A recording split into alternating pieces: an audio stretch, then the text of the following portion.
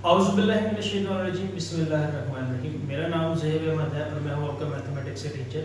हमने 9th class की lecture series का आगाज़ किया हुआ है और हमने प्रीवियस लेक्चर के अंदर हमने एक्सरसाइज 1.4 को मुकम्मल किया। आज हम एक्सरसाइज 1.5 को शुरू करने जा रहे हैं। इस एक्सरसाइज के अंदर हम एक नया कॉन्सेप्ट सीखेंगे, डिटर्मिनेंट्स ऑफ मैट्रिक्स का।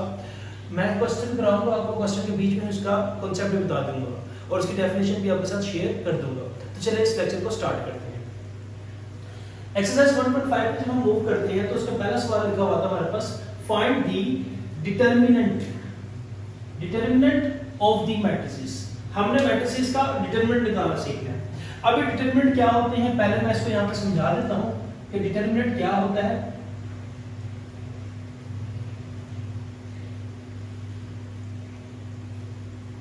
और फिर मैं आपके साथ इसकी डेफिनेशन भी शेयर कर दूंगा।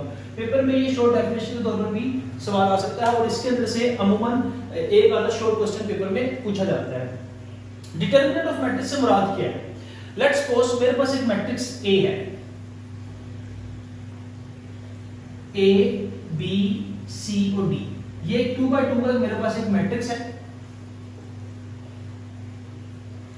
ये 2x2 का मेरे पास एक मैट्रिक्स है। लेट्स सपोज अगर अब मैं इसको क्या करूं,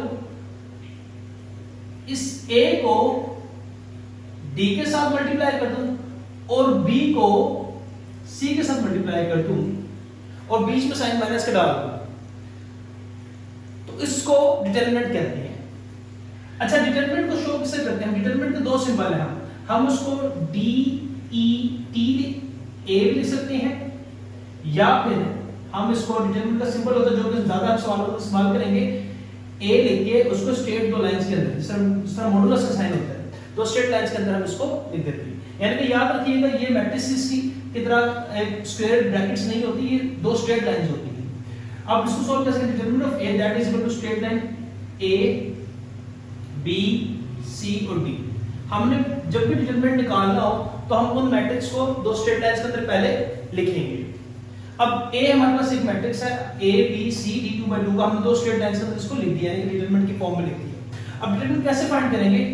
a का determinant that is equal to, अब मैंने कहा a को d के साथ मल्टीप्लाई करेंगे, यानी कि क्रॉस मल्टीप्लाई, डायगोनल वाले को आपस में मल्टीप्लाई कर देंगे। a को d के साथ मल्टीप्लाई कर देंगे और ये b को c के साथ, ये नॉन डायगोनल जो b को c के साथ हमने आपस में मल्टीप्लाई कर देना। और याद रहे कि डिटरमिनेंट के बीच में साइन हमेशा माइनस का होता है। अब इन जो भी दो वैल्यूज होगी, a और d को जो आपस में मल्टीप्लाई करके जो आंसर आएगा और b और c को आपस में जो मल्टीप्लाई करके जो आंसर आएगा, दोनों को आपस में माइनस कर लेंगे, तो इस तरीके से आने वाला मैट्रिक्स, इस तरीके से वैल्यू जो आएगी उसको कहेंगे डिटरमिनेंट ऑफ मैट्रिक्स। तो चलिए इस क्वेश्चन का सॉल्यूशन शुरू करते हैं। अब हमारे पास इस क्वेश्चन नंबर 1 के चार पार्ट हैं, a b c d। मैं आपको चारों आपके सामने सॉल्व करता हूं। क्वेश्चन नंबर a कहता है कि 1 2 1 -1 1 2 0, ये 1 2x2 का एक मैट्रिक्स है, हमने इसका डिटरमिनेंट फाइंड करना है। तो अब डिटरमिनेंट निकालने के लिए मिलेगा दो स्ट्रेट लाइंस के अंदर उसको लिखेंगे। सबसे पहले मैट्रिक्स को हमने डिटरमिनेंट की फॉर्म में लिखना है, हमने इसको दो स्ट्रेट लाइंस के अंदर लिख दिया। अब इसके बाद हम क्या करेंगे, इसको आपस में क्रॉस मल्टीप्लाई करेंगे। क्रॉस मल्टीप्लाई मतलब डायगोनल वाले को आपस में और नॉन डायगोनल को आपस में, यानी कि ये -1 को 0 से, -1 मल्टीप्लाई बाय 0 ब्रैकेट बीच में डिटरमिनेंट का माइनस का साइन और 1 को मल्टीप्लाई करेंगे हम 2 के साथ। हमने इन दो डायगोनल्स को आपस में मल्टीप्लाई करना है, -1 और 0 को, और इसके बाद 1 और 2 को आपस में मल्टीप्लाई हमने करना है। तो करते हैं मल्टीप्लाई करके, क्या आंसर आया हमारे पास? डिटरमिनेंट a का determinant that is equal to -1 0 0, क्योंकि माइनस प्लस माइनस 1 को 0 से मल्टीप्लाई करो तो 0 भी होता है, और माइनस ये डिटरमिनेंट का माइनस है 1 2 2। जब हम सॉल्व करते हैं a का determinant that is equal to 0 2 that is equal to -2, तो ये हमारे पास इसका आंसर आपका डिटरमिनेंट। मूव करते हैं इसके पार्ट नंबर 2 की जानिब। अब b भी 2x2 का एक मैट्रिक्स है। इस कोर्स में हमारे पास 2x2 के मैट्रिक्स आएंगे जिनका डिटरमिनेंट निकालना होगा। 3x3 के हम अगले स्टैंडर्ड्स में जाके सीखेंगे।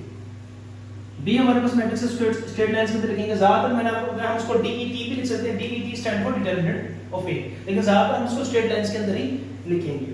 Determinant of b that is equal to, दो स्ट्रेट लाइंस में लिखेंगे 1 2 3 -2।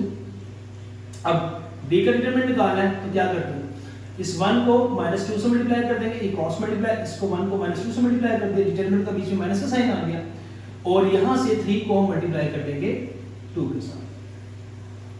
तो अब यहां से आप मजीद सॉल्व करते हैं, b का determinant that is equal to plus minus 1 2 are 2 और माइनस 3 2 आर 6। तो क्या आ गया, b का determinant that is equal to -8। तो इसका b का डिटरमिनेंट का आंसर आ गया। इस तरीके से इसके पार्ट नंबर 3 की जगह मूव करते हैं, जो कि हमारे पास है c। पार्ट नंबर 3 हमारे पास c, इस मैट्रिक्स का नाम है c, that is equal to c का डिटरमिनेंट निकालते हैं हम। तो c को दो स्ट्रेट लाइंस में लिख देंगे, दैट इज इक्वल टू 3 3 2 2, ये 2 बाय 2 का मैट्रिक्स है। तो अब c का determinant that is equal to 3 multiply by 2, यानी कि इसको आपस में मल्टीप्लाई किया, माइनस 2 को 3 से मल्टीप्लाई करेंगे, 2 मल्टीप्लाई बाय 3। अब मजीद करते हैं यहां से, c का determinant that is equal to 3 2 are 6 minus 2 3 are 6। तो c का determinant that is equal to 0। तो ये हमारे पास इसका c का डिटरमिनेंट का आंसर आ गया। लास्ट पार्ट है d, तो d का डिटरमिनेंट भी निकाल लेते हैं। d के डिटरमिनेंट को कैसे निकालेंगे, d का determinant that is equal to straight line को लिखेंगे 3 1 2 4, देन d का determinant that is equal to 3 को 4 से मल्टीप्लाई करेंगे हम, माइनस 2 को 1 से मल्टीप्लाई करेंगे, कितना आ गया, d का determinant that is equal to 3 4 से 12 माइनस 2 1 से 2, देन d का determinant that is equal to 12 minus 2 10। ये इसका आंसर आ गया, d के डिटरमिनेंट और ये b के डिटरमिनेंट का आंसर जी। तो ये सिंपल सा एक शॉर्ट क्वेश्चन था जो पेपर में पूछा जा सकता है। अब यहाँ पे समझने वाली बात है, देखिए हमारे पास डिटरमिनेंट के आंसर आ गए। यहाँ पे हमारे पास आया -2, a का b का है -8, c का 0 और d का 10। ये बात मैंने शुरू में जानबूझ के नहीं बताई थी, अब मैं आपको बताता हूँ। देखिए हम मैट्रिक्स का डिटरमिनेंट निकालेंगे, ये तो डिटरमिनेंट वाला एक पार्ट हो गया। अब यहाँ से डिटरमिनेंट के दो तरह के आंसर आएंगे। डिटरमिनेंट के जो आंसर आएंगे ये दो तरह के हो सकते हैं। एक वो आंसर होगा जिससे डिटरमिनेंट का आंसर होगा दैट इज इक्वल टू 0, और एक होगा नॉन जीरो।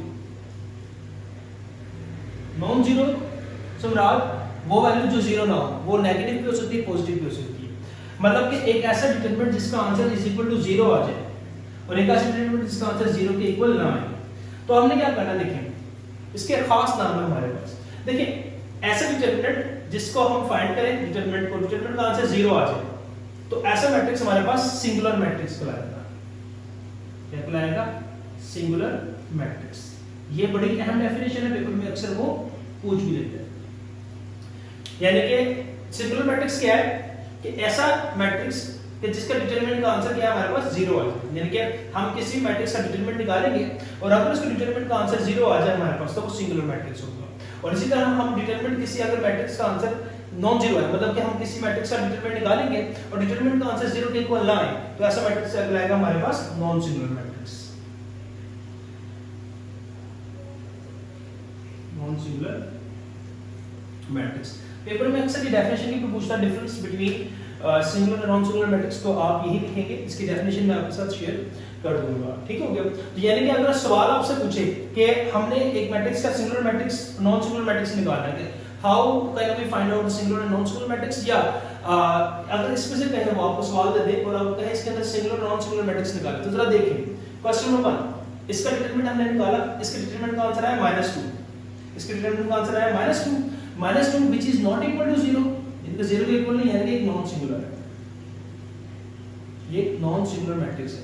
उसने सवाल में पूछा नहीं है हमसे, लेकिन मैं आपको वैसे ही आपके आसानी के लिए बता रहा हूं प्रैक्टिस के लिए। देखिए हमने डिटरमिनेंट निकाला, डिटरमिनेंट का आंसर हमारे पास आया -2, यानी -2 नॉट इक्वल टू 0, यानी कि एक नॉन सिंगुलर मैट्रिक्स है। अब इसी तरह हमने b का देखा, b का एक मैट्रिक्स निकाला जो कि आंसर आया हमारे पास -2, डिटरमिनेंट निकाला, तो determinant which is not equal to 0, यानी कि 0 के इक्वल नहीं है, तो ये भी एक नॉन सिंगुलर मैट्रिक्स है, नॉन सिंगुलर मैट्रिक्स है। इसी तरह c का हमने डिटरमिनेंट निकाला और डिटरमिनेंट निकालने के बाद इसका आंसर इज इक्वल टू 0 आ गया, एग्जैक्टली 0 आ गया, तो 0 आ गया यानी ये सिंगुलर मैट्रिक्स है।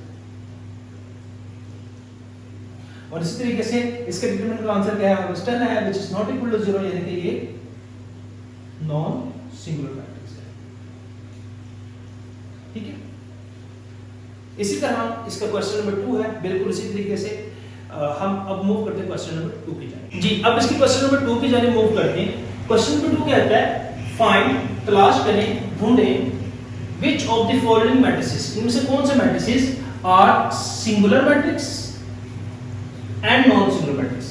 अब हमने इसमें से बताना कौन कौन से सिंगुलर मैट्रिक्स है और कौन कौन से नॉन सिंगुलर मैट्रिक्स है। मैंने भी आपको बताया सिंगुलर मैट्रिक्स हो या नॉन सिंगुलर मैट्रिक्स हो, उसके लिए हमें डिटरमिनेंट निकालना जरूरी होगा।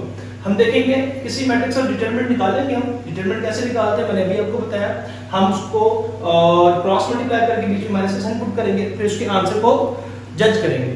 अब हम डिटरमिनेंट निकालेंगे किसी मैट्रिक्स का, डिटरमिनेंट का अगर आंसर हमारे पास 0 आ जाए तो वो सिंगुलर मैट्रिक्स होगा, और अगर उसी डिटरमिनेंट का आंसर नॉन 0 आ जाए तो हमारे पास एक नॉन सिंगुलर मैट्रिक्स होगा। चलिए इस क्वेश्चन का सॉल्व करते हैं। अब देखिए एक मैट्रिक्स A, अभी सिंगुलर है या नॉन सिंगुलर है अभी हमें नहीं मालूम, हम इसका डिटरमिनेंट पहले निकालेंगे। अगर तो इसके डिटरमिनेंट का आंसर 0 आ गया तो ये सिंगुलर मैट्रिक्स है, और अगर तो इसके डिटरमिनेंट का आंसर 0 ना आया तो वो एक नॉन सिंगुलर मैट्रिक्स है। अब हमने मैट्रिक्स A इसका डिटरमिनेंट निकालना है। डिटरमिनेंट उस दिन से निकालना है, दो स्ट्रेट लाइंस के अंदर लिखेंगे 3 2 6 और 4 हमने निकाला। अब हम इसको मल्टीप्लाई करते हैं आपस में, 3 को 4 के साथ करेंगे, 3 मल्टीप्लाई बाय 4, और डिटरमिनेंट के बीच में साइन माइनस का आता है, 2 को करेंगे 6 के साथ। कितना आ गया A का determinant that is equal to 3 4 12 minus 2 6 12, तो A का determinant that is equal to 0।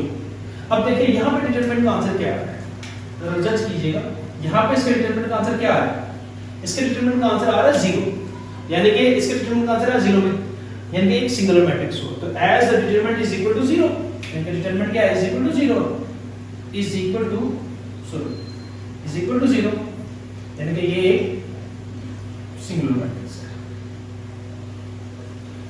इसके पार्ट नंबर बी को देखते हैं। पार्ट नंबर बी भी कहता है बताएं ये सिंगुलर है या नॉन सिंगुलर है, तो इसके लिए हमें इसका डिटरमिनेंट निकालना पड़ेगा। बी का डिटरमिनेंट निकालते हैं, that is equal to 4 3 1 2। Determinant जब भी निकालना है तो हमने इसको तो स्ट्रेट लाइंस के अंदर लास्ट में लिखना है। बी का determinant that is equal to 4 multiply by 2, cross multiply किया, 4 को 2 के साथ, माइनस 1 को 3 से किया, कितना आ गया। बी का determinant that is equal to 4 2 8 minus 1 3 3, तो बी का determinant that is equal to 8 minus 3 5। अब बी का डिटरमिनेंट का आंसर देखें क्या है हमारे पास, बी का डिटरमिनेंट का आंसर है हमारे पास 5। अब 5 which is not equal to 0, यानी कि 0 को इक्वल देंगे, ये नॉन सिंगुलर है। b is not equal to 0, यानी कि ये नॉन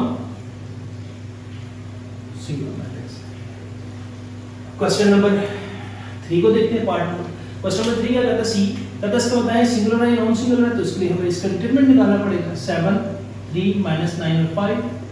अब हम इसका डिटरमिनेंट निकालते हैं, तो सी का determinant that is equal to 7 multiply by 5 minus 9 multiply by 3।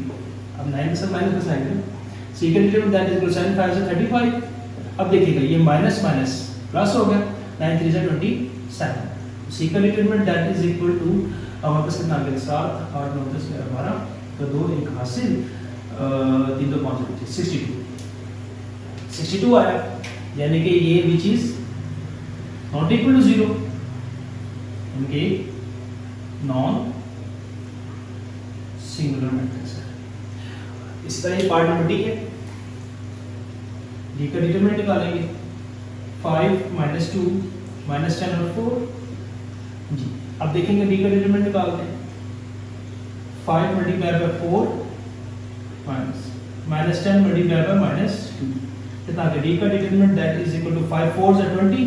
अब यहाँ पे समझना, देखिए यहाँ पे 3 साइन है, ये है एक माइनस का, एक ये माइनस का साइन और एक ये माइनस का साइन है। ये तो माइनस माइनस प्लस और प्लस माइनस माइनस, तो ध्यान यहाँ पे क्या देगा माइनस आ जाएगा। 10 2 20, इनके डी का determinant that is equal to 0, 0 के इक्वल आ गया। अब इसका डिटरमिनेंट कहाँ से 0 आया, यानी which is equal to 0, which is equal to 0, यानी कि एक सिंगुलर मैट्रिक्स है। तो यानी कि सिंगुलर नॉन सिंगुलर मैट्रिक्स निकालना बड़ा ही आसान है कि हमने जस्ट उस मैट्रिक्स का डिटरमिनेंट देखना होता है। अगर तो डिटरमिनेंट का आंसर 0 आ जाए तो वो सिंगुलर मैट्रिक्स है, और अगर तो डिटरमिनेंट का आंसर 0 ना आए तो वो एक नॉन सिंगुलर मैट्रिक्स है। उम्मीद करता हूँ आपको ये लेक्चर समझ में आया होगा। फिर भी किसी किस्म का कोई सवाल हो तो नीचे कमेंट सेक्शन में आप मेरे से पूछ सकते हैं। मिलते हैं अगले लेक्चर में। खुदा हाफिज़।